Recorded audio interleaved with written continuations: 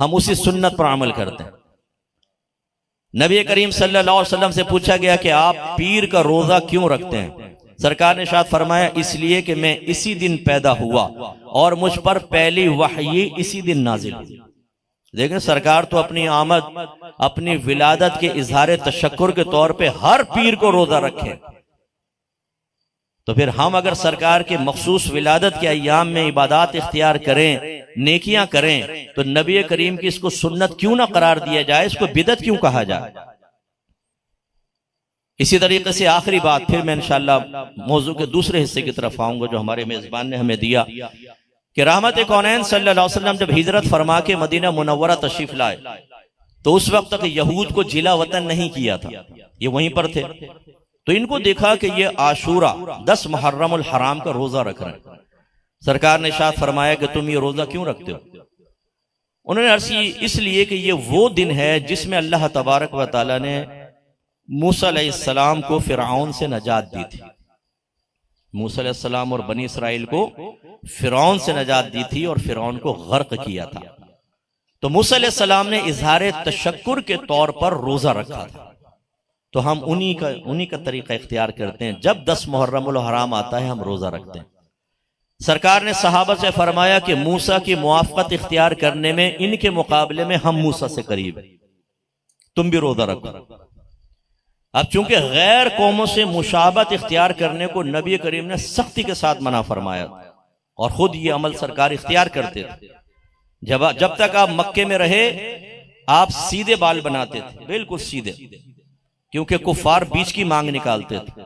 फिर सरकार जब मदीने में आए तो यहूद को देखा कि वो सीधे बाल बनाते हैं, तो सरकार ने मांग निकालना शुरू फरमाई, बिल्कुल उनकी मुखालफत। तो यही जब तालीम सरकार नहीं दी तो साहबा ने अर्ज किया, सुल्ला ये तो यहूद के साथ मुशाबहत हो जाएगी। और यहूद वो कौम थी जो हर बात पे मुसलमानों को ताना देती थी कि तुम हमारा तरीका क्यों इख्तियार करते हो। तो रहमत कौनैन सल्लल्लाहु अलैहि वसल्लम ने ये नहीं फरमाया कि अच्छा मुशाबहत हो जाएगी ना रखो, नहीं, फरमाया फिर एक रोजा पहले का या बाद का मिला लो। इससे मालूम हुआ, मैं आपसे क्वेश्चन करता हूं, मूसा अलैहिस्सलाम का फिरऔन से नजात पाना ये बड़ा और अजीम वाकया था या मेरे आका सल्लल्लाहु अलैहि वसल्लम का कायनात में तशरीफ लाना? यकीनन ये, जब मूसा अलैहिस्सलाम ने एक इनाम हासिल करने पर इज़हार तशक्कुर के तौर पे इबादत इख्तियार की और नबी करीम और सहाबे कराम ने उस तरीक को जिंदा रखा, तो इसका मतलब जब सरकार की आमद हो और हम इबादत इख्तियार करें तो ये बिल्कुल मुस्तफ़ा के तरीक, आपके मिजाज और आपकी सुन्नत के मुताबिक है और इंशाअल्लाह क़यामत तक हम इसको जिंदा रखेंगे और इनाम पाते रहेंगे। इसलिए मेरे बच्चों, ये कोई बिदअत नहीं है, ये सुन्नत करीमा है। हाँ, एक पहलू हो सकता है कि जिस हयात कज़ाइया के साथ हम मना रहे हैं इसको आप कह सकते हैं कि जी एक नया तरीका है, जुलूस निकालना, झंडियां लगाना, लाइटिंग करना, खास इज्तिमाआत के इनेकाद करना, ये कुछ नई चीजें जरूर है और हर नई चीज को बिदअत कहा जाता है। लेकिन ये भी हमने सहाबा किराम अलैहिम रिदवान से सीखा। याद रखें कि बिदअत वो चीज है कि नबी करीम सल्लल्लाहु अलैहि वसल्लम की हयात तय्यबा के बाद जो कुछ दीन या दुनिया में नया काम पैदा हुआ उसको बिदअत कहा जाता। लिहाजा जब तक नबी करीम हयात रहे हर चीज सुन्नत, लेकिन जब सरकार वफात पा गए तो फिर बिदअत का आगाज हुआ। अब पहले मैं आपसे क्वेश्चन करता हूं, बहुत गौर से इस पॉइंट को समझिएगा। ये बताएं, शरई अहकाम के मुकल्लफ या उनको पूरा करने के जिम्मेदार सिर्फ हम हैं या सहाबे कराम भी थे? बोलिए। चोरी करना हमारे लिए हराम, सहाबे कराम के लिए क्या थी? हराम। जिना हमारे लिए हराम तो सहाबा के लिए हराम। सूद खाना हमारे लिए हराम तो सहाबा के लिए। तो बिदअत हमारे लिए हराम तो सहाबा के लिए नाजायज ही होनी चाहिए ना। और बिदअत क्या है? वो काम जो नबी करीम के दौर में नहीं बाद में इजाद हुआ। लेकिन हम ये देखते हैं कि सिद्दीक अकबर रज़ी अल्लाह ताला अन्हु ने कुरान को जमा किया एक किताबी शक्ल में, और ये काम सरकार ने नहीं किया, ना इसका हुक्म दिया, बल्कि यही बात हजरत सिद्दीक अकबर ने उमर फारूक की रिक्वेस्ट पर कही थी।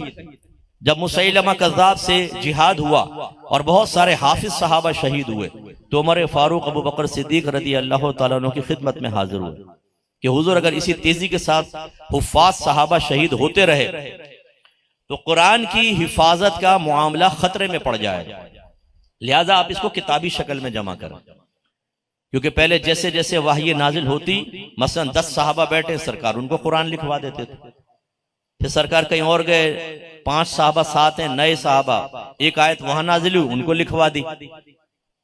फिर वो आपस में शेयर करते थे और फिर साहबा जमा करके याद कर लिया करते थे, लेकिन एक किताबी शक्ल में नहीं थी।